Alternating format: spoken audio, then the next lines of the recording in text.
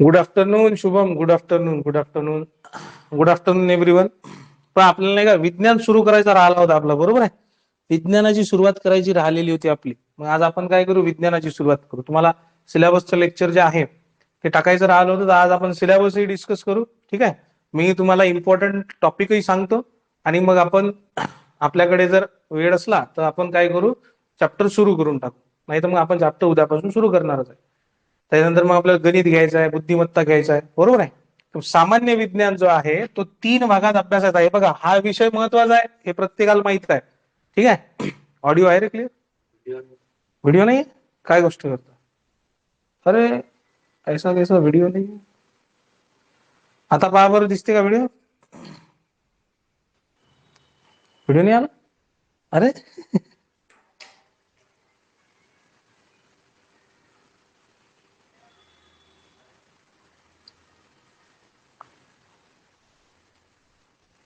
असंच दोन दोन मेसेज येऊन राहिले एकाचे.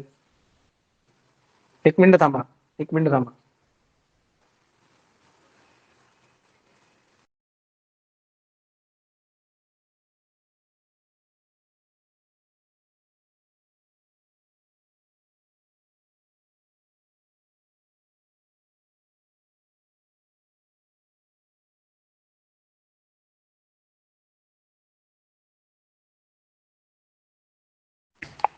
आता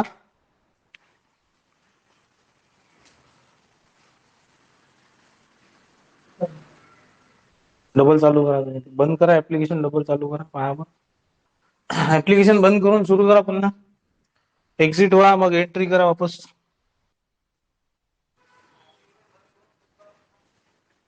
एक वेळ एक्झिट करा आणि पुन्हा एंटर करा, री एंटर करा. पहा बरं, तरी नाही का?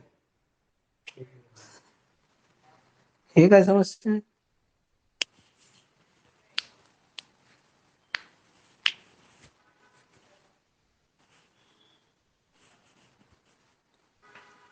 नेटवर्क बेस्ट आहे. आलं का?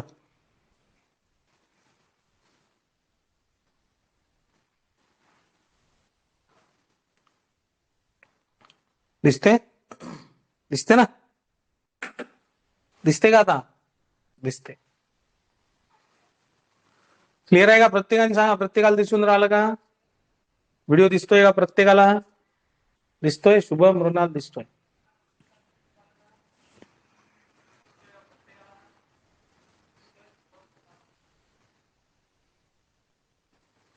अभिजित आहे, शुभम आहे.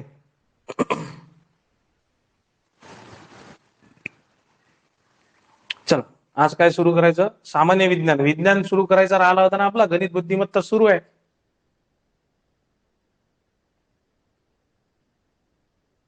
इथं आपल्याला काय करायचं, एक लक्षात ठेवा की हाही अत्यंत महत्वाचा सब्जेक्ट आहे. जीएस चा भाग आहे, पण जीएस चा भाग असून सुद्धा हा वेगळा दिलाय आपल्याला, सेपरेट दिलेला आहे हा सब्जेक्ट.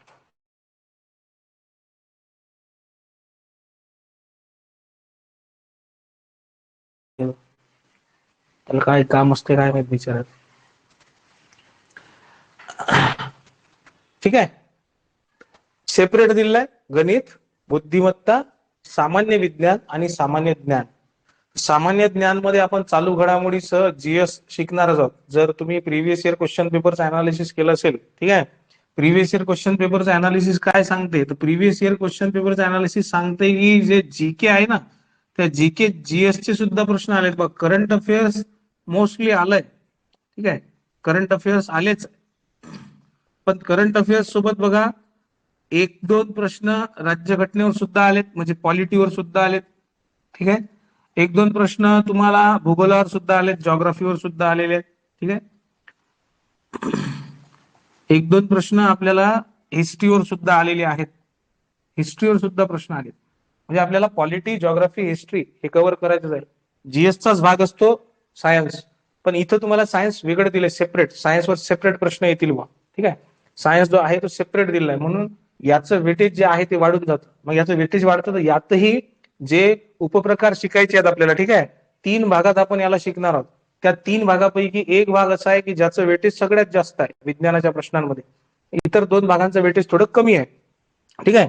मी एएलपी टेक्निशियन आणि ग्रुप डी तिघांसाठी बोलतोय तुम्हाला. तर मग 3 भागात आपल्याला अभ्यास करायचा आहे. 3 भागात अभ्यास कुठला करायचा? एक, पहिले सामान्य विज्ञानात भौतिकशास्त्र अभ्यासायचं आपल्याला. काय अभ्यासायचं? भौतिकशास्त्र.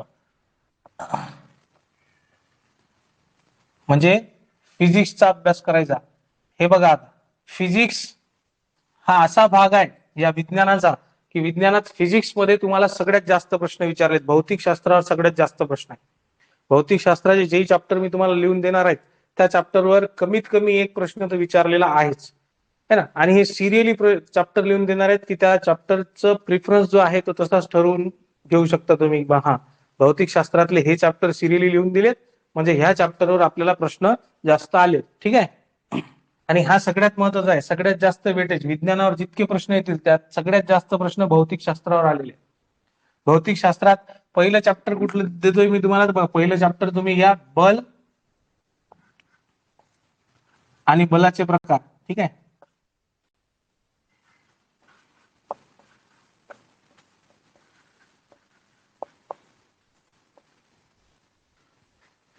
मग प्रिफरन्स वाईज पहिलं चॅप्टर बल आणि बलाचे प्रकार. शिकताना आपण अशाच पद्धतीने शिकू. सगळ्यात पहिले चॅप्टर तुमचं भौतिकशास्त्रात सुरू करणार आहे ते बल आणि बलाचा प्रकारच सुरू करणार आहे. कारण याच्यावर भरपूर प्रश्न विचारलेत. ठीक आहे.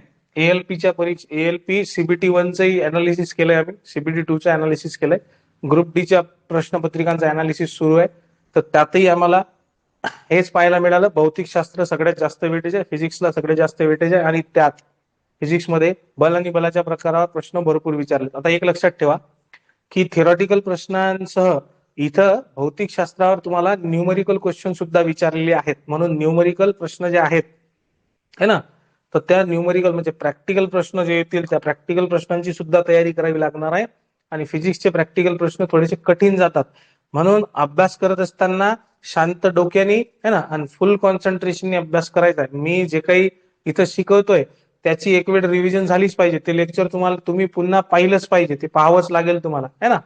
आणि जे प्रश्न देतोय ते प्रश्न तुम्हाला सोडवावे लागतील. म्हणजे ते प्रश्न जे आहेत एक तर इथं मी सोडून घेणार आहेत ते आहेच, पण तुम्हाला जे देणार आहेत ते सुद्धा तुम्हाला सोडवावे लागतील. आणि त्या प्रकारच्या प्रश्नांचा सराव, हे प्रश्न सातत्याने रिपीटेडली सरावात असलेच पाहिजे तुमच्या. गणितात तसं नाही करत आपण. गणितात आपण पुढचे प्रश्न सोडवत राहतो रिपीट म्हणजे सराव करण्यासाठी. इथं तुम्हाला रिपीटेडली जे प्रश्न दिलेत ना तेच प्रश्न 2-2, 3-3, 4-4 वेळेस एक प्रश्न जो आहे जसाच्या तसा प्रश्न घेऊन सोडवावा लागेल.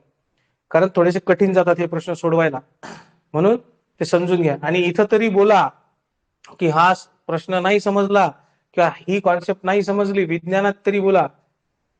आणि भौतिकशास्त्रात तर बोलावंच लागेल. फिजिक्स डिफिकल्ट जातं पण त्याला आपण सोपं करण्याचा प्रयत्न करू. सोपं करू त्याला, जितकं जास्त सोपं करता येईल तितकं जास्त सोपं करू. पण प्रश्नांच्या बाबतीत, प्रॅक्टिकल क्वेश्चनच्या बाबतीत तर तुम्हाला बोलावंच लागेल की मला नाही समजला. काही विद्यार्थी बोलतात, गणित बुद्धिमत्तेतही पहा तुम्ही, काही विद्यार्थी बोलतात हा सर हे नाही समजलं रिपीट करा. मी 3 वेळेस रिपीट करतो की नाही. तुम्ही म्हटलं की रिपीट करा तर मी रिपीट करतो. आपल्याला रिपीट करायला काहीच प्रॉब्लेम नाही, कारण प्रत्येकाला समजलं पाहिजे हे इंटेन्शन असतं आपलं. इथं विज्ञानात विशेष करून भौतिकशास्त्रात तुम्हाला बोलावंच लागेल प्रत्येकाला. जर कोणाला एकालाही समजलं नसेल तर बघ, परीक्षा पास व्हायची आहे तर डाऊट घेऊन जाता येणार नाही परीक्षेत. म्हणून जर डाऊट असतील तर प्रत्येकाला क्लिअर करून घ्यावे लागतील. मला इथून समजणार नाही कोणाला डाऊट आहे, तुम्ही बोलणार तर मला समजेल. बरोबर आहे. दुसरं चॅप्टर आहे तुमचं बल आणि बलाच्या प्रकारानंतर गती व गतीचे प्रकार, गती व गतीचे नियम. ठीक आहे. गती व गतीचे नियम. गतीचे नियम कोणी दिले? कोणाचे गतीचे नियम शिकायचे? गतीचे नियम कोणा दिले? गतीचे नियम कोणाचे? कोणाला माहित आहे की गतीचे नियम कोणी दिले? कोणी दिले ते सांगा. कोणते नियम आहेत हे विचारलंच नाही. गतीचे नियम कोणाचे शिकायचे असतात आपल्याला? कोण होता तो ज्यानं हे कामं लावले आपल्या मागं? गतीचे नियम देणारा वैज्ञानिक कोण? ज्याच्या गतीच्या नियमाचा वापर सातत्याने आपण करतो. आणि गतीच्या नियमाचा वापर करतो म्हणजे काय, गतीचे नियम आपल्याला येतातच, आयुष्यातही चालू राहतात, फक्त आपण त्या दृष्टिकोनातून त्यांच्याकडे पाहत नाही. पण वैज्ञानिक त्या दृष्टिकोनातून पाहत. गतीचे नियम देणारी व्यक्ती कोण? एवढं तर माहित असलं पाहिजे राव. नियम कोणते आहेत हे विचारलंच नाही मी तुम्हाला. ते तर सांगूच आपण चॅप्टर सुरू झाल्या. पण एवढं तर माहित पाहिजे गतीचे नियम कोण दिले. आणि न्यूटन न्यूटन बाबांना गतीचे नियम दिलेत, बरोबर आहे. तिसरं चॅप्टर निघून येतं कार्य आणि ऊर्जा. तिसरं चॅप्टर काय निघून येतं, कार्य आणि ऊर्जा. हे बघा, हे 3 असे चॅप्टर आहेत की ज्यांच्यावर भरपूर प्रश्न आलेत, भरपूर प्रश्न आलेत. हे 3 हे प्रायोरिटी चॅप्टर आहेत. या तिन्ही चॅप्टरला तुम्ही हायलाइट करून घ्या. हे 3 चॅप्टर जे आहेत हे अत्यंत महत्वाचे आहेत भौतिकशास्त्रात. कारण भौतिकशास्त्रात, विज्ञानात भौतिकशास्त्रावर जास्त प्रश्न आलेत. आणि भौतिकशास्त्रातही सगळ्यात जास्त प्रश्न कशावर आहेत, बल आणि बलाचे प्रकार, गती व गतीचे नियम, कार्य आणि ऊर्जा, याच्यावर सगळ्यात जास्त प्रश्न आलेले आहेत ह्या 3 चॅप्टरवर. मग तुम्ही पुढे जाल तर तुम्हाला ध्वनी हे एक चॅप्टर येतं, ठीक आहे. त्याच्यानंतर चुंबकत्व हे एक चॅप्टर आहे आपल्याला. गुरुत्वाकर्षण हे एक चॅप्टर आहे.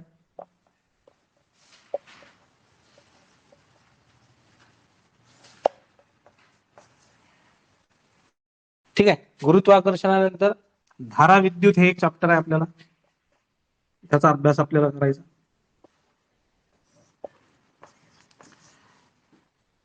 त्याच्यानंतर आपल्याकडे आहे प्रकाश उष्णता,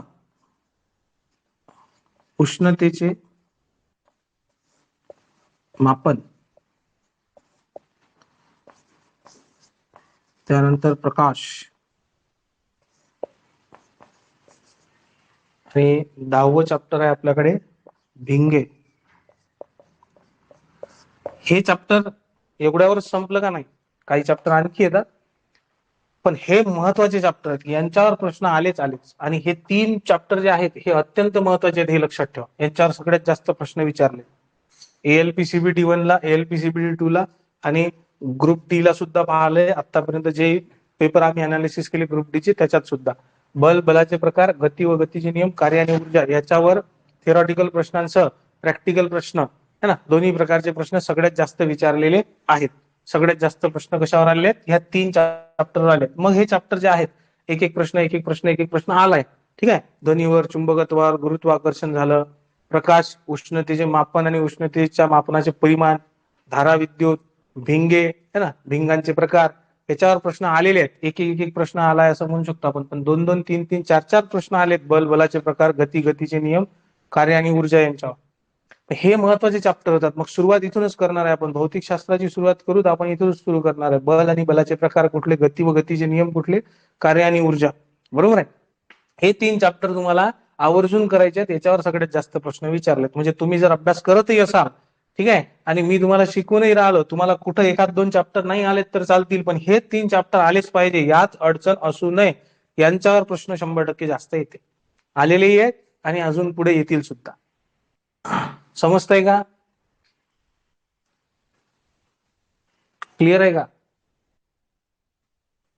मग दुसरा भाग काय आपला, रसायनशास्त्र. दुसरा भाग काय शिकणार आहे आपण, रसायनशास्त्र.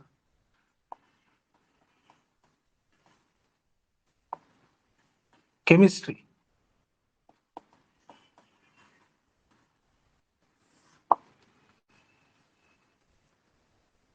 केमिस्ट्री आहे तर सगळ्यात पहिले काय होईल, मूलद्रव्ये, मूलद्रव्याचे वर्गीकरण.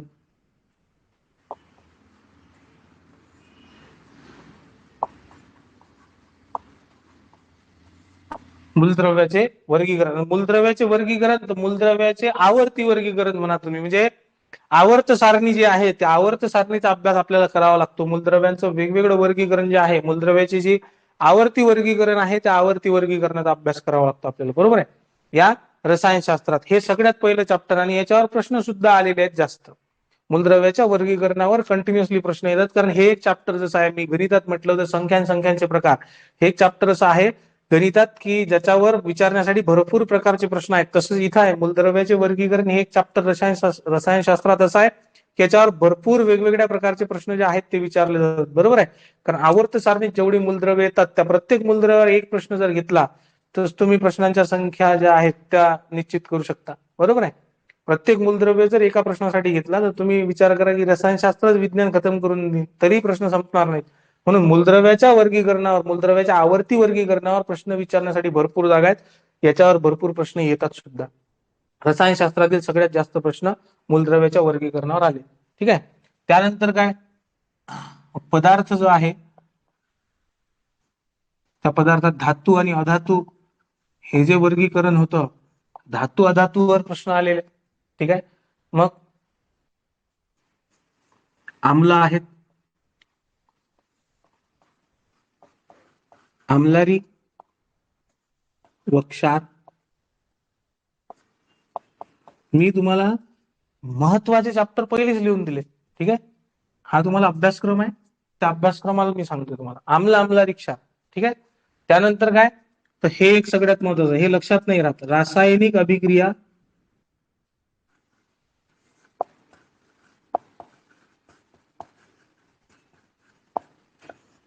व समीकरणे, रासायनिक समीकरणे. ठीक आहे. रासायनिक अभिक्रिया व रासायनिक समीकरणे. मग आता रासायनिक अभिक्रिया व रासायनिक समीकरणे, तर या महत्वाच्या ज्या अभिक्रिया आहेत, आता शाळेचा अभ्यास करतो की नाही आपण, 8वी ते 10वी पर्यंत तुम्ही ज्या पुस्तकांचा अभ्यास कराल, या ठिकाणी जर तुम्ही बोर्डाच्या पुस्तकांना वाचाल तर दोन्ही पुस्तके जी आहेत त्या दोन्ही पुस्तकांचा अभ्यास करणार आपण. ठीक आहे. सगळ्यांसाठीच स्टेट बोर्ड, तसं तर 8वी 12वी 11वी 12वीचं पुस्तक सुद्धा वाचायला पाहिजे. 8वी ते 10वी स्टेट बोर्ड वाचू आपण, आणि मग एनसीआरटी घेणार आहे. म्हणजे मी दोघांना एकत्र करूनच घेणार आहे, 8वी ते 10वीचं एनसीआरटी मोर दॅन सफिशियंट आहे. इतकं जर आपण वाचलं स्टेट बोर्डाचे 8वी ते 10वी पर्यंतचे पुस्तक आणि एनसीआरटी 8वी ते 10वी, एवढा विज्ञान जर केलं आपण तर आपलं भौतिकशास्त्र क्लिअर होतं, रसायनशास्त्रही क्लिअर होतं, आणि मग जीवशास्त्र येणार आहे ते सुद्धा क्लिअर होतं. हे लक्षात ठेवा. तर रासायनिक अभिक्रिया समीकरणे हे एक चॅप्टरच आहे, की पहिले तर समजून घेणे, आणि दुसरं म्हणजे ह्या सगळ्या अभिक्रिया आणि समीकरणे पाठच करावी लागणार आहे. मग त्याच्यासाठी काय करावं लागणार आहे, चार्ट लावावे लागतील. चार्ट दिले जातील तर ते चार्ट तुम्हाला लावावे लागतील, आणि ते येता जाता उठता बसता वाचत राहावे लागतील, कारण याच्यावर प्रश्न आहेच. हे चॅप्टर्स असे आहेत की यांच्यावर 100% प्रश्न आहे म्हणजे आहेच. त्यानंतर रासायनिक बंध, बॉन्ड, केमिकल बॉन्ड, रासायनिक बंध, केमिकल बॉन्ड जे आहेत त्यांचा अभ्यास करायचा आपल्याला. त्यानंतर याच्या व्यतिरिक्त चॅप्टर आहेत बघा, रासायनिक बदल, पदार्थामध्ये घडणारे रासायनिक बदल, एखादी अभिक्रिया होऊन, रासायनिक अभिक्रिया होऊन जे रासायनिक बदल घडतात त्या बदलांचा अभ्यास करायचा. त्यानंतर कार्बनी संयुगे, बघा कार्बनी संयुगे, आता वास्तविक पाहता हे चॅप्टर जे आहे हे 4 नंबरवर पाहिजे होतं, है ना, हे 4 नंबरवर पाहिजे होतं, कारण हे तीनही चॅप्टर रासायनिक अभिक्रिया, समीकरणे, बंध, बदल हे सगळे एकाच चॅप्टर मध्ये समाविष्ट केले तरी चालतात, एकाच हेडिंग खाली घेतले तरी चालतात. तर हे जे आहे कार्बनी संयुगेवर पाहिजे होतं, कार्बनी संयुगांवर प्रश्न आहे, सातत्याने प्रश्न विचारलाय त्यांनी. आणि 8 नंबरला द्रव्याचे मोजमाप,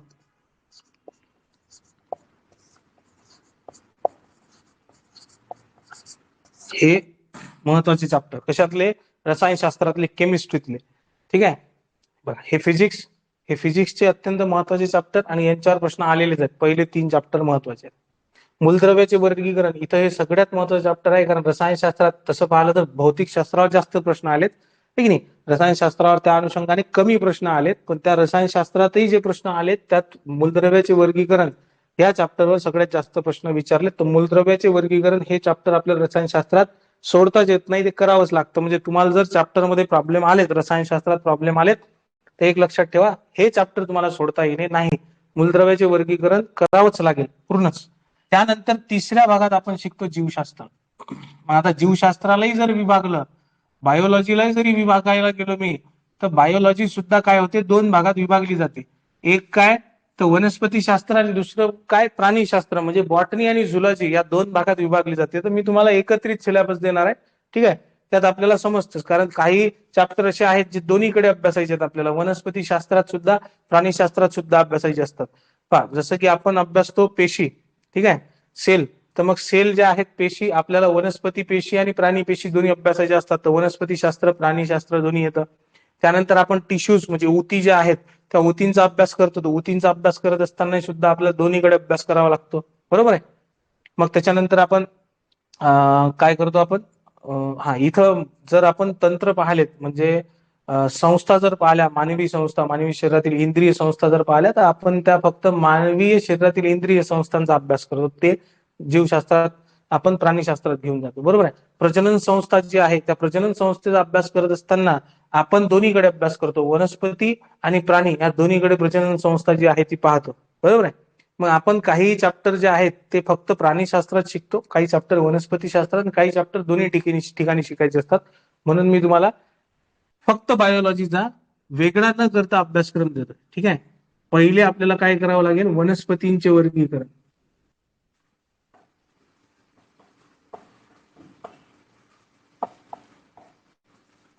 आणि दुसरं चॅप्टर आहे प्राण्यांचे वर्गीकरण.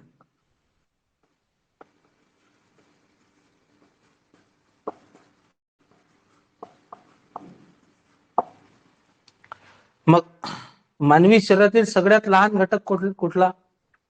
मानवी शरीरातील सगळ्यात लहान घटक कुठला, सगळ्यात सूक्ष्म, किंवा मानवी शरीर बनतं तर त्यात सगळ्यात प्रथम येणारा घटक कुठला?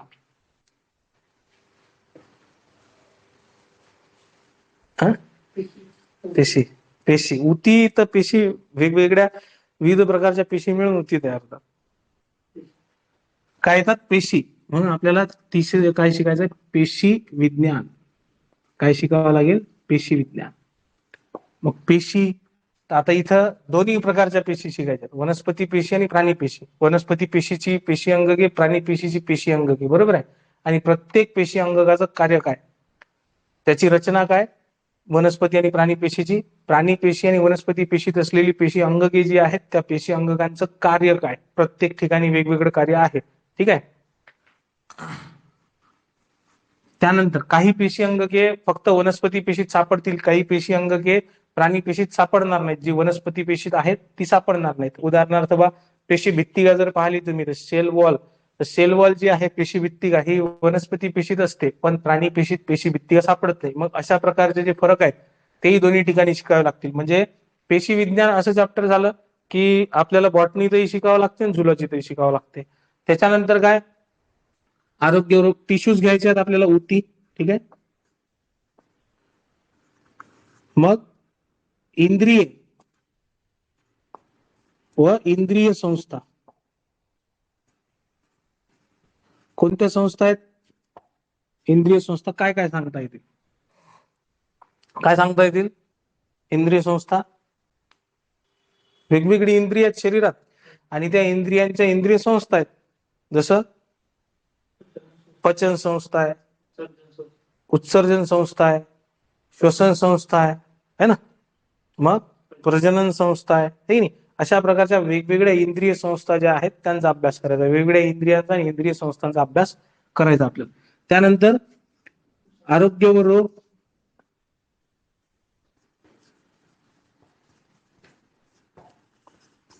नंबर 7 सूक्ष्मजीव,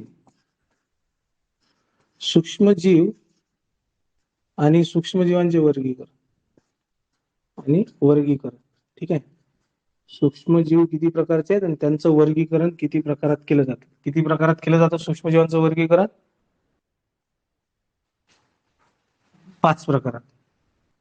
त्यानंतर सजीवांतील जीवन प्रक्रिया,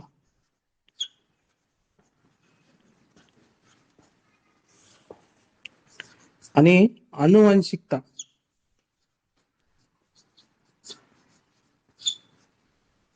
हे एक चॅप्टर आहे. 9 चॅप्टर इथं शिकायचे. तर लक्षात घ्या, तुम्हाला सगळ्यात पहिले आपण सुरू करणार आहे भौतिकशास्त्रच. कारण जर वेटेजचा विचार केला आणि इम्पॉर्टन्सचा विचार केला, है की नाही, तर हा भाग सगळ्यात महत्वाचा आहे. मग जो भाग सगळ्यात महत्वाचा आहे तो भाग आपण सगळ्यात पहिले अभ्यासणार सुद्धा. आपल्याकडे वेळही आहे, तर त्या वेळेत आपण हा भाग चांगल्या पद्धतीने अभ्यासणार सुद्धा आहोत, है ना, आणि हा चांगल्या पद्धतीने तयार सुद्धा करणार आहोत. म्हणजे आपला सगळ्यात महत्वाचा, अत्यंत महत्वाचा भाग जो आहे तो पहिले संपून जातो.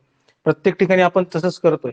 गणितातही आपण अत्यंत महत्वाचे चॅप्टर जे आहेत ते पहिले अभ्यासून घेतोय, ठीक आहे. त्याच्यावर जेवढे प्रश्न, ज्या चॅप्टरवर सगळ्यात जास्त प्रश्न विचारले जातात किंवा जे चॅप्टर वेटेज मध्ये जास्त आहे, आता गणित सिरियलीच शिकावं लागतं आणि तिथं होतही तसंच आहे की सिरियलीच या चॅप्टरचे वेटेज जे आहेत ते ठरलेले आहेत, ठीक आहे. तर मग आपल्याला सिरियली शिकत असताना वेटेजचे चॅप्टर जे आहेत ते पहिले शिकतोय, म्हणजे आपलं कमी वेळेत जास्त प्रश्नांची तयारी आपली होऊन जाते, बरोबर आहे. बुद्धिमत्तेतही तसंच करतोय आपण, की ज्यांना जास्त वेटेज आहे तेच चॅप्टर आपण पहिले शिकणार आहे. मग ज्यांना एक एक दोन दोन प्रश्न, कधी एखादा प्रश्न कशावर विचारला जातो ते चॅप्टर जे आहेत ते चॅप्टर आपण मागून शिकणार आहे. म्हणजे आपण प्रिव्हियस इयर क्वेश्चन पेपरचं ज्या वेळेस सराव करायला घेऊ आणि मॉक टेस्ट ज्या वेळेस सॉल्व्ह करायला घेऊ, त्यावेळेस आपल्याला कमी वेळेत जास्त तयारी झालेली असली पाहिजे, जास्त प्रश्नांची तयारी झालेली असली पाहिजे. आणि या मॉक प्रिव्हियस इयर क्वेश्चन पेपरच्या मॉक ह्या सगळ्या आपल्याला देताना आपला कॉन्फिडन्स लेवलही तेवढा असला पाहिजे, आपल्याला त्या देता आल्या पाहिजेत सहज, आणि कॉन्फिडन्स लेवलही चांगला असला पाहिजे. इथेही आपण तेच करणार आहे. सामान्य विज्ञानात सगळ्यात जास्त वेटेज भौतिकशास्त्राला आहे, फिजिक्सला आहे. तर फिजिक्सचाच अभ्यास आपण सुरुवातीला सुरू करणार, म्हणजे फिजिक्सच आपण काय करणार आहे, अभ्यासात घेणार आहे. अलग लक्षात आहे ना. म्हणजे आपल्याला चॅप्टर कुठलं सुरू करायचं, मग सगळ्यात पहिले बल आणि बलाचे प्रकारच सुरू करणार आहे. आपण काय करणार आहे, बल आणि बलाचे प्रकार. कोणते चॅप्टर सुरू करणार आहे फिजिक्समध्ये, बल आणि बलाचे प्रकार, फिजिक्स सुरू करायचं. मग आपण जीवशास्त्र घेणार आहे आणि मग सगळ्यात शेवटी रसायनशास्त्र घेणार आहे. तर पहिले फिजिक्स संपून घेऊ, मग जीवशास्त्राकडे जाऊ आणि मग तिकडून आपण रसायनशास्त्राकडे जाऊ. क्लिअर आहे का प्रत्येकाला? अभ्यासक्रम लिहिला का तुम्ही हा?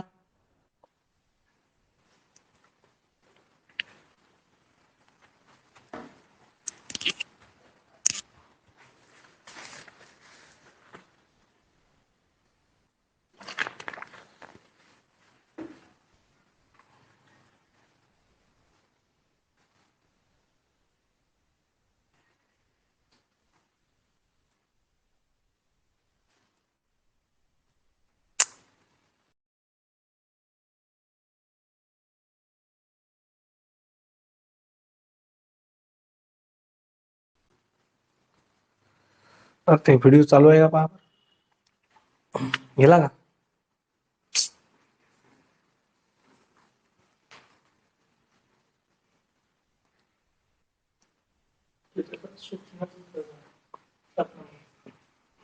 सूक्ष्म झालं ना ते, सूक्ष्म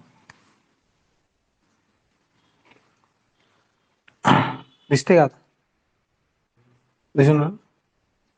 लिहिलं तुम्ही? लिहिलं?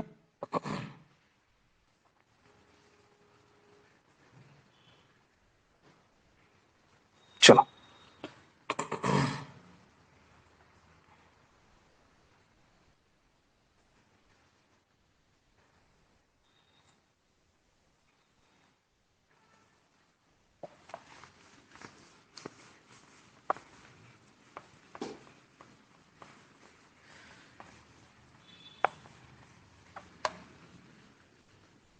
भाकरी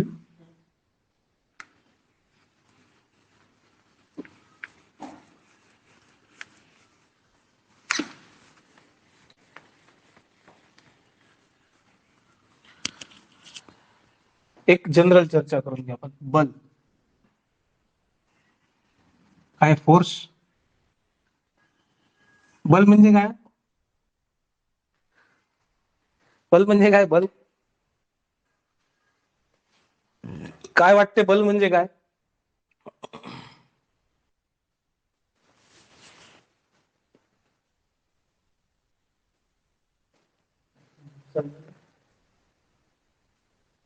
बल म्हणजे काय? एखाद्या वस्तूला विशिष्ट ठिकाणी बल म्हणजे बल. बल कसं लावलं जाते? फॉर एक्झाम्पल आता एक लक्षात घ्या, एक कार आहे समजा, ठीक आहे, ती बंद पडलेली आहे. ती बंद पडलेली आहे कार, रस्त्यावर बंद पडली ती अचानकपणे, ठीक आहे, बिघडली गाडी, रस्त्यावर बंद पडली. मग आपण काय करतो, त्या गाडीला काय करतो, धक्का देतो. धक्का देतो म्हणजे काय करतो, पण गाडी स्थिर स्थावर होती. गाडी काय होती? स्थिर स्थावर होती. आता ही जी स्थिर स्थावर गाडी आहे, या गाडीला आपण काय करतो, बंद पडली अचानक, तर आपण तिला गॅरेज पर्यंत न्यायचं आहे आपल्याला, मग आपण गाडीला काय करतो, धक्का देतो. धक्का देऊन राहिलो म्हणजे आपण नेमकं काय करून राहिलो, त्या गाडीवर काय लावून राहिलो, बल लावून राहिलो. त्या गाडीवर काय लावतो आपण, बल लावतो. बरोबर आहे. म्हणजे आपण बल लावल्यामुळं ती गाडी जी आहे, ती गतिमान होते थोडीशी. बरोबर आहे. आपण गाडीला बल लावल्यामुळं ती गाडी काय होते, गतिमान होते. ठीक आहे. न्यूटन काय म्हणतो, न्यूटनचा जो गतीचा नियम आहे तो काय म्हणतो, न्यूटनच्या गतीच्या नियमानुसार न्यूटनचं काय म्हणणं आहे, की जर एखादी वस्तू स्थिर आहे, तिच्यावर जर कुठल्याही प्रकारचं बल कार्य करत नसेल तर ती जी वस्तू स्थिर आहे ती स्थिर राहील, बरोबर आहे. आणि जर वस्तू गतिमान असेल तर गतिमान राहील. जर वस्तू गतिमान असेल तर काय होईल? गतिमान राहील. आणि जर वस्तू स्थिर असेल तर स्थिर राहील. कधी? जर त्या वस्तूवर कुठल्याही प्रकारचं बल कार्य करत नसेल तर. बलाचं कार्य काय आहे? बलाचं कार्य आहे वस्तू जर गतिमान असेल, ठीक आहे. आता दोन प्रकारचे बल लागतात, एक लक्षात घ्या, दोन प्रकारचे बल लागतात. काय म्हटलं मी? जर तुम्ही एक गाडी आहे समजा, त्या गाडीला काय करताय? धक्का देताय, बरोबर आहे. त्या गाडीला काय करताय? धक्का देताय. तर त्या गाडीला धक्का देत असताना तुम्ही एका प्रकारे त्या गाडीवर काय करताय? बल लावताय, बरोबर आहे. तर तुम्ही ज्या दिशेने गाडीवर बल लावताय त्याच्या विरुद्ध दिशेने जर गाडीवर बल लागत असेल तर गाडी काय करेल? थांबून जाईल, बरोबर आहे ना. पुढे जाणार आहे ना मागं. ज्या बाजूनी बल जास्त लागेल त्याच्या विरुद्ध बाजूला गाडी जात राहील. आपण पहिल्या टप्प्यात हेच समजू की बंद पडलेली गाडी आहे, तिला ढकलणे म्हणजे आपण काय केलं? तिला बल लावलंय आणि बल लावल्यामुळे गाडी जी आहे जी थांबलेली होती ती गतिमान झाली, बरोबर आहे. तर बलाचं कार्य काय आहे? पहिले तर बलाचं कार्य काय आहे की बलाचं कार्य आहे की बघ, गाडी जी आहे म्हणजे जी वस्तू आहे त्या वस्तूला गतिमानता प्रदान करणे. पण आणखी एक बल लागतं ज्या वस्तूमुळे, ज्या बलामुळे गतिमान असलेली वस्तू जी आहे तिची गती शून्य करता येते, बरोबर आहे. मग ते बल विरुद्ध दिशेने लागतं. ते बल जे आहे, ज्या दिशेने ती वस्तू गतिमान असेल त्याच्या विरुद्ध दिशेने ते बल लागतं. कोण आहे विचार? कोण आहे?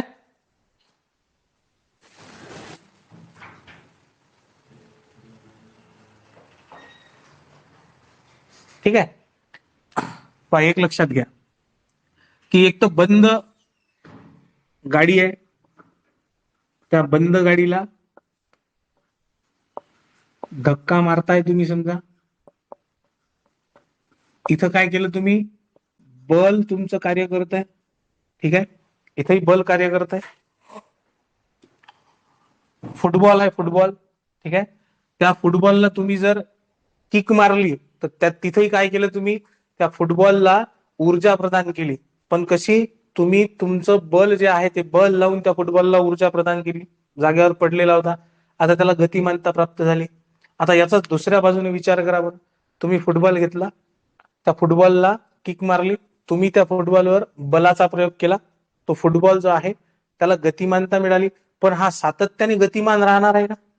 एक वेळ तुम्ही फुटबॉलला किक मारली, मग त्या फुटबॉलला किक मारल्यानंतर त्याला गती मिळाली, ठीक आहे. मग त्या जी गती आहे ती सातत्याने स्थिर राहील का? तो कंटिन्युअसली गतिमान राहणार आहे का? हे मला सांगा पहिले तुम्ही. या प्रश्नाचं उत्तर द्या. आपण फुटबॉल घेतला, त्या फुटबॉलला किक मारली, फुटबॉलला किक मारली म्हणजे फुटबॉलवर तुम्ही बलाचा प्रयोग केला, बल लावलं. त्या बलामुळे फुटबॉल जो आहे तो गतिमान झाला, ठीक आहे. पण तो सातत्याने असाच गतिमान राहणार आहे का? कारण न्यूटन काय म्हणतो? न्यूटन म्हणतो की जर एखाद्या वस्तूवर बलाचा प्रयोग झालेला नसेल तर ती वस्तू जर स्थिर असेल तर स्थिरच राहते, आणि ती वस्तू गतिमान असेल तर गतिमानच राहते, ठीक आहे. न्यूटनचा पहिला नियम हा म्हणतो. मग आता तुम्ही त्या फुटबॉलला किक मारली तर तुम्ही त्याच्यावर बलाचा प्रयोग केला, त्याला गतिमानता प्रदान केली, तो गतिमान झाला. आता तो सातत्याने त्याची गती तीच राहणार आहे की तो थांबेल सुद्धा? सांगा काय होईल रे बा? फुटबॉलने किक मारली, फुटबॉलला किक मारली, आता एक वेळ फुटबॉलला किक मारल्यानंतर तो गतिमान झाला, आहे की नाही, त्याला गती मिळाली, तो फुटबॉल पुढे गेला. तर त्याची जी गती आहे तुम्ही किक मारल्यानंतर ती गती सातत्यानं तेवढीच राहील, तो तसाच पुढे जात राहील की तो थांबेल कुठेतरी जाऊन? कशामुळे थांबणार आहे? हवेमुळे थांबते. गिअर बदला लागतात त्याच्याने. सांगा, तो फुटबॉल तसाच गतिमान राहणार आहे की थांबेल? थांबेल की नाही? थांबला कशामुळं? थांबला कशामुळं? अरे थांबला कशामुळं?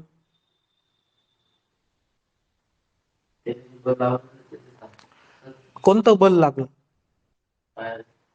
पायाच्या बलामुळं. आपण जे बल दिलं, है की नाही, आपण जे बल दिलं त्याच्यामुळे तर त्याला गती प्राप्त झाली. पण पुढे जाऊन आपण काही थांबवायला थोडी ना बसलो होतो त्याला.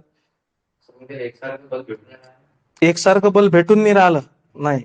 पाय न्यूटनचा नियम काय म्हणते, न्यूटनचा नियम काय म्हणते, ऊर्जा कमी झाली. ऊर्जा कशामुळे कमी झाली, पण न्यूटनचा नियम काय म्हणते, जर एखादी वस्तू गतिमान केली, तुम्ही समजा बल दिलं आणि गतिमान केली, तर ती गतिमानच राहील. जर त्या वस्तूवर विरुद्ध दिशेने बलाचा प्रयोग झाला नाही तर ती गतिमानच राहील. म्हणजे गतिमान वस्तू आणि स्थिर वस्तू ह्या दोन्ही वस्तूंवर जर बलाचा प्रयोग झाला नाही तर आहे त्या अवस्थेत राहतात त्या वस्तू. पहा, स्थिर वस्तू आहे की नाही, ही स्थिर वस्तू आहे. समजा हा चेंडू जो आहे, हा चेंडू आहे समजा, आणि हा जो चेंडू आहे तुमचा, हा चेंडू जो आहे हा स्थिरच होता. ठीक आहे, हा चेंडू आहे आणि हा चेंडू काय होता, हा स्थिर होता. ठीक आहे, हा सध्या काय स्थिर आहे.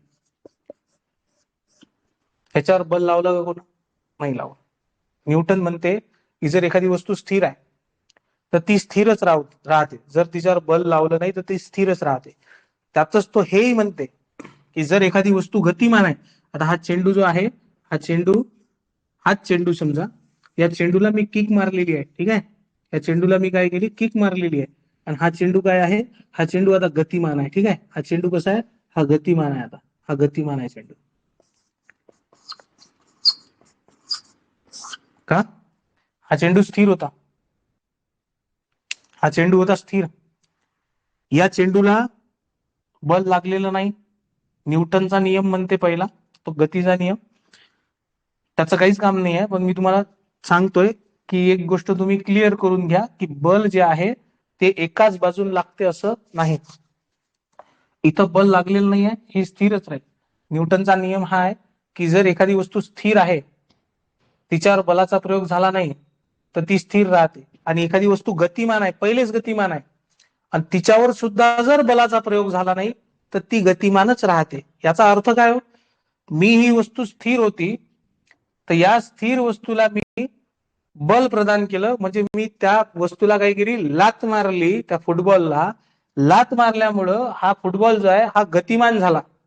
आता मी एक वेळ बल प्रदान केलं, तर नियमानुसार न्यूटनच्या, जर याच्यावर हा फुटबॉल जो आहे थांबवण्यासाठी बलाचा प्रयोग झाला नाही, मी त्याला गती देण्यासाठी बलाचा प्रयोग केला, त्याला गती मिळाली, तो गतिमान आहे, तो फुटबॉल जो आहे तो पुढे धावतोय, बरोबर आहे, तो फुटबॉल पुढे जातोय. आता जर तो थांबवण्यासाठी बलाचा प्रयोग झाला नाही तर तो सातत्याने गतिमान राहील. म्हणजे याचा अर्थ काय की मी त्या फुटबॉलला लाच मारल्यानंतर, लाच मारून जे बल प्रदान केलंय त्याच्यानंतर तो फुटबॉल थांबवण्यासाठी विरुद्ध दिशेने, मी ज्या दिशेने लात मारली आहे त्याच्या विरुद्ध दिशेने त्या फुटबॉलवर बलाचा प्रयोग झालाय, बरोबर आहे. आणि तो बलाचा प्रयोग झाल्यामुळेच या फुटबॉलची जी ऊर्जा आहे ती संपली आहे. कारण त्या फुटबॉलची जी ऊर्जा आहे ती ऊर्जा कशात लागली आहे, तर विरुद्ध दिशेने त्याच्यावर जो बल प्रयोग होतोय तो फुटबॉल थांबवण्यासाठी, त्या बलाला थांबवण्यासाठी ते बल जे आहे त्या बलाच्या विरुद्ध दिशेला त्या ऊर्जेचा वापर होतोय. ऊर्जा संपली. तुम्ही जे म्हणता ना ऊर्जा कमी झाल्यामुळे शुभम, तर ऊर्जा याच्यामुळे संपते, कारण त्या फुटबॉलला थांबवण्यासाठी विरुद्ध दिशेने त्याच्यावर बलाचा प्रयोग होतोय. मग हे बल कुठलं, विरुद्ध दिशेने बलाचा प्रयोग होतोय, हे बल कुठलं आहे, मी तर त्याला त्या दिशेने बल दिलंय ज्या दिशेने तो फुटबॉल धावतोय. म्हणजे मी विरुद्ध दिशेने बल नाही दिला, आणि मी त्याला गतिमान करण्यासाठी बल दिलंय. थांबवण्यासाठी सुद्धा बलाचा वापर होत आहे. थांबवण्यासाठी जे बल वापरलं जात आहे ते घर्षण बल आहे. फुटबॉल जमिनीवरून चाललं की नाही पुढे, तर जमीन आणि फुटबॉल यांच्या दरम्यान घर्षण होतंय की नाही, जमीन फुटबॉल, त्यानंतर विरुद्ध दिशेने हवा आणि फुटबॉल यांच्या दरम्यान काय होतं, घर्षण होतंय की नाही. तर हे जे घर्षण बल आहे, हे घर्षण बल त्या विरुद्ध दिशेने लागतंय, म्हणून त्या फुटबॉलची गती कमी होणार आहे, बरोबर आहे. म्हणजे बल सातत्याने एकाच दिशेने लागतं असं नाही, बल विरुद्ध दिशेने सुद्धा लागते. आता इथून मी लात मारली ते फुटबॉल पुढे चाललं, विरुद्ध दिशेने दोन ठिकाणी घर्षण बल लागतंय. एक हवेचं घर्षण बल सुद्धा लागते आणि एक जमिनीचं घर्षण बल सुद्धा लागतं. त्याला गुरुत्वीय बल सुद्धा तुम्ही म्हणू शकता थांबवण्यासाठी त्या फुटबॉलला. तर तो फुटबॉल जो आहे तो सातत्याने गतिमान असणार नाही, कारण न्यूटन म्हणतो की त्याच्यावर जर विरुद्ध दिशेने बल नाही लागलं किंवा बलाचा प्रयोगच नाही झाला तर आहे त्या अवस्थेतच वस्तू राहते. आता मी गतिमान केल्यानंतर याच्यावर जर हवेच्या घर्षण बलाचा किंवा जमिनीच्या घर्षण बलाचा प्रयोगच नाही झाला तर हा फुटबॉल सातत्याने गतिमान राहील, इथून अमेरिकेपर्यंत चालला जाईल असाच. त्याच्यावर बसून तुम्ही जाऊ शकता. कारण काय, किंवा घर्षण बल शून्य झालंय. घर्षण बल जर शून्य असेल तर एक वेळ गतिमान केलेली वस्तू सातत्याने वर्षानुवर्ष गतिमान राहते. पण असं होत नाही. आपण एका बाजूने बल देतो तर दुसऱ्या बाजूने हवा आणि जमीन घर्षण बलाचा प्रयोग करून त्या फुटबॉलची गती कमी करतात आणि एका ठिकाणी जाऊन तो थांबतो, शून्य होतो. बरोबर आहे. म्हणजे एका वेळेस वेगवेगळे बल प्रयुक्त असू शकतात एखाद्या वस्तूवर. वेगवेगळे बल काय असू शकतात, प्रयुक्त असतात एखाद्या वस्तूवर. तर बलाचं कार्य ऊर्जा देणे सुद्धा आहे आणि ती ऊर्जा क्षीण करणे सुद्धा आहे. तर हे वेगवेगळे बल जे आहेत ते वेगवेगळे बल काम करतात. मी जो बल लावला, इथं मी गाडीला धक्का मारतोय तिथं ज्या बलाचा प्रयोग केलाय, किंवा मी फुटबॉलला लात मारली तिथं ज्या बलाचा प्रयोग केलाय, त्याला काय म्हणतात, स्नायू बल म्हणतात. त्याला काय म्हणतात, स्नायू बल म्हणतात. ठीक आहे. हा प्रत्यक्ष संपर्कीय बल आहे. हा प्रत्यक्ष संपर्कीय बल आहे. स्नायू बल लावण्यासाठी मला काय करावं लागेल, त्या वस्तूच्या संपर्कात यावं लागेल. म्हणून हा संपर्कीय बल आहे असं म्हटलं जाऊ शकतं. स्नायू बल लावण्यासाठी मला काय यावं लागेल, त्या वस्तूच्या संपर्कात यावं लागेल. हा संपर्कीय बल आहे. आता हे जे घर्षण बल आहे, आता विरुद्ध दिशेने वस्तूवर काय लागलं, विरुद्ध दिशेने वस्तूवर लागलेलं बल आहे घर्षण बल. घर्षण बलामुळे काय झालं, त्या वस्तूची गतिमानता जी आहे ती शून्यापर्यंत पोहोचली. वस्तूची गतिमानता कमी कमी होत शून्यापर्यंत पोहोचली. हे पाय, विरुद्ध बाजून लागलेलं बल काय झालं, घर्षण बल झालं. बरोबर आहे ना. झाडावर, नारळाचं झाड आहे समजा, नारळाच्या झाडावरून नारळ खाली पडतंय. ठीक आहे. नारळाचं झाड आहे समजा, है ना. हे जे आहे, आता नारळाचं झाड काढा म्हणले बेकारच नाही. नारळाचं झाड आहे समजा हे, ठीक आहे. तर याच्यावरून हे जी नारळ खाली पडतं, हे कशामुळे पडतं, हे नारळ इथं खाली पडलं समजा नारळाच्या झाडावरून, हे कशामुळे खाली पडलं, हे कशामुळे खाली पडलं. बरोबर शशांक, काहीच विषय. हे नारळाचं झाड आहे शशांक, हे नारळ आहे, हे पाहिजे छोटे छोटे नारळ आहे, हे एकच नारळ आहे, खाली येऊन राहिलं. आता हे कशामुळे खाली आलं, याच्यावर कुठल्या प्रकारचा फोर्स लागलाय, ह्याच्यावर कुठल्या प्रकारचा फोर्स लागलाय,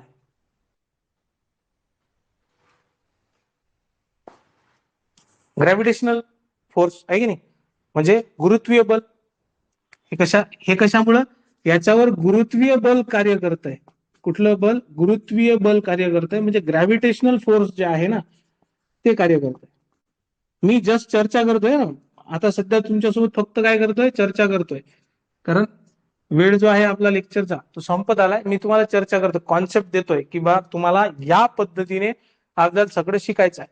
वेगवेगळ्या बलाचे प्रकार शिकायचे, बल आणि बलाचे प्रकार. याच्यावर गुरुत्वीय बल जे आहे ते कार्य करत आहे. म्हणून ते जे नारळ आहे ते काय खाली ओढल्या गेलंय, बरोबर आहे, ते खाली येत आहे कारण गुरुत्वीय बल कार्य करते, ग्रॅव्हिटेशनल फोर्स. आता गुरुत्वीय बल जे आहे याचा जर विचार केला तर याला प्रत्यक्ष नारळाच्या संपर्कात यायचं काम पडलं का, हात वर करून नारळ ओढून काढला का गुरुत्वीय बलाने, नाही. गुरुत्वीय बल जमिनीवरून लागतंय, ग्रॅव्हिटेशनल फोर्स कुठून लागतंय, त्या सरफेस ऑफ अर्थ वरून लागतंय. बरोबर आहे. आणि जे नारळ आहे ते कुठे आहे, झाडावर आहे, एका स्पेसिफिक डिस्टन्सवर आहे. मग इथून हा फोर्स जो आहे जमिनीवरून, हा जो फोर्स आहे हा फोर्स इथं लागतोय. बरोबर आहे. जमिनीवरून हा फोर्स ज्या वेळेस वर लागतोय तर याचा संपर्क नाही आहे, डायरेक्ट कॉन्टॅक्ट आहे का, डायरेक्ट कॉन्टॅक्ट नाही आहे ना, डायरेक्ट कॉन्टॅक्ट आहे का त्या बलाचा, नाही. इथं काय, स्नायू बल लावलं मी, बरोबर आहे. मस्क्युलर फोर्स जो आहे तो लावला. आता मस्क्युलर फोर्स लावल्यामुळे काय झालं, इथं हा डायरेक्ट लावावा लागेल मला, किक मारायची आहे तर मला कॉन्टॅक्ट मध्ये यावं लागेल की नाही, फुटबॉलच्या कॉन्टॅक्ट मध्ये आल्याशिवाय मी किक मारू शकतो का फुटबॉलला, नाही. दुरूनच मी किक मारू शकतो का, इथून मारली आणि दूरचा फुटबॉल आहे तो आपोआप हो किक लागली बा चालला पुढे, असं होणार आहे का, नाही. त्याच्यासाठी मला याच्या कॉन्टॅक्ट मध्ये यावं लागेल. ठीक आहे. याला संपर्कीय बल म्हणतात. आणि हे गुरुत्वीय बल किंवा ग्रॅव्हिटेशनल फोर्स अशा प्रकारचा फोर्स आहे की याला वस्तूच्या डायरेक्ट संपर्कात यावं लागत नाही त्याच्यावर बल लावण्यासाठी. असंपर्कीय बल आहे.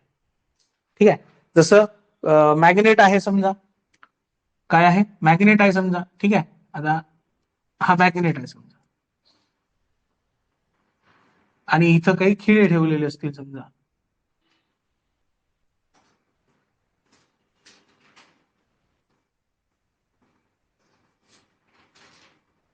यातले काही खिळे जे आहेत ते मॅग्नेटला येऊन काय करतील, चिपकतील. बरोबर आहे. आता मॅग्नेट आणि हे जे खिळे ठेवलेले आहेत, हा चुंबक आणि हे खिळे यांच्या दरम्यान काय अंतर आहे, डिस्टन्स आहे. हा डायरेक्ट जरी कॉन्टॅक्ट मध्ये नाही आला तो जो मॅग्नेट आहे, चुंबक आहे, तो डायरेक्ट त्या खिड्यांच्या है ना डायरेक्ट संपर्कात जरी नाही आला तरी काय तो दुरून सुद्धा काय करू शकतो, त्याच्यावर बल लावू शकतो. बरोबर आहे. चुंबकीय बल, त्याला काय म्हणतो आपण मराठीत, चुंबकीय बल म्हणतो. ठीक आहे, मॅग्नेटिक फोर्स. तर मॅग्नेटिक फोर्स हा दुरून सुद्धा लावू शकतो, संपर्कात न येता. तर मग आपल्याला पहिले तर 2 प्रकारचे बल शिकून घ्यायचे आणि त्या बलातही विविध प्रकारचे बल येतील. ठीक आहे. संपर्कीय आणि असंपर्कीय बल जे आहेत हे पहिले शिकायचे आपल्याला, की संपर्कीय बल कुठले आहेत आणि असंपर्कीय बल कुठले आहेत. म्हणजे असे कुठले फोर्स आहेत की ज्यांना जे फोर्स लावण्यासाठी आपल्याला त्या ऑब्जेक्टच्या कॉन्टॅक्टमध्ये यावं लागेल, त्या वस्तूच्या संपर्कात यावं लागेल. आणि असे कुठले फोर्स आहेत की जे फोर्स संपर्कात न येता एखाद्या स्पेसिफिक डिस्टन्स वरून सुद्धा एखाद्या वस्तूवर अप्लाय केले जाऊ शकतात, एखाद्या ऑब्जेक्टवर अप्लाय केले जाऊ शकतात, आहे ना. तर ह्या दोन्ही गोष्टींचा आपल्याला संपर्कीय असंपर्कीय बल जे आहेत हे पहिले शिकायचे आहेत आपल्याला. बरोबर आहे. आणि ह्या सगळ्या गोष्टी लक्षात ठेवा की प्रत्येक ठिकाणी बल, फोर्स जे आहे तो लागतोच आहे. तुमच्या आयुष्यात जे काही होतंय तिथं तुमचा फोर्स लागतोच आहे. ठीक आहे. आपण चालतो की नाही, आपण जमिनीवरून चालतो. ठीक आहे. जमिनीवरून चालतो तर 2 गोष्टी आहेत. एक ग्रॅव्हिटेशनल फोर्स आहे ज्याच्यामुळे आपण जमिनीवर उभे आहोत, आणि चालत असताना घर्षण बल जे आहे ना ते घर्षण बल लागतं. ठीक आहे. जर घर्षण बल नसतं तर आपण चालू शकलो नसतो, सटकलो असतो जर घर्षण बल नसतं तर. ग्रॅव्हिटेशनल फोर्समुळे आपण जमिनीवर उभे राहू शकतो, जमिनीच्या आत धसत नाही. ग्रॅव्हिटेशनल फोर्स असल्यामुळे जमिनीच्या आत धसत नाही, आपण जमिनीवर उभे राहू शकतो. चालण्यासाठी घर्षण बल जे आहे त्या घर्षण बलामुळे आपण चालतो. आपण जमीन मागं ढकलल्यासारखी करतो. बरोबर आहे. मागं ढकलतो आपण जमीन, असं होतं ना. होतं म्हणजे असं खरोखर नाही ढकलत आपण, पण आपली जी कृती असते ती कृती अशा प्रकारची आहे की आपण पुढे जात असताना मागे जमीन ढकलतोय, अशी कृती आहे. तर ही जी ढकलण्याची कृती आहे, मागे जमिनीवर फोर्स लावण्याची कृती आहे, ही घर्षण बलामुळे दिसते तशी. बरोबर आहे. तर हे जे घर्षण बल आहे हे जर नसतं तर आपण पुढे जाऊ शकलो नसतो, पावलं पावले आपण सटकलो असतो. समजले. चिखलात पाय सटकते म्हणा किंवा किड्याच्या सालीवरून पाय सटकते, तर कशामुळे, तिथं घर्षण बल कमी झाल्यामुळे तिथं पाय सटकतो. क्लिअर आहे. आपल्याला उद्यापासून ह्या गोष्टींचा अभ्यास सुरू करायचा. याच्यावर न्यूमेरिकल क्वेश्चन सुद्धा राहतील. ठीक आहे. ते पुढे येतील आपल्याला, पण सध्या आपल्याला उद्यापासून याचा अभ्यास सुरू करायचा. समजतंय का तुम्हाला? समजते.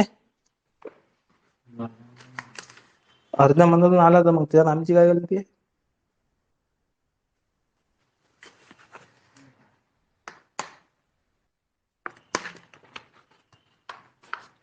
क्लिअर आहे. चलो, एक 5-7 मिनिटात मॅथमॅटिक्सचं लेक्चर सुरू होईल. एक 5 ते 7 मिनिटात मॅथ्सचं लेक्चर सुरू होऊन जाईल. ठीक आहे. Okay okay.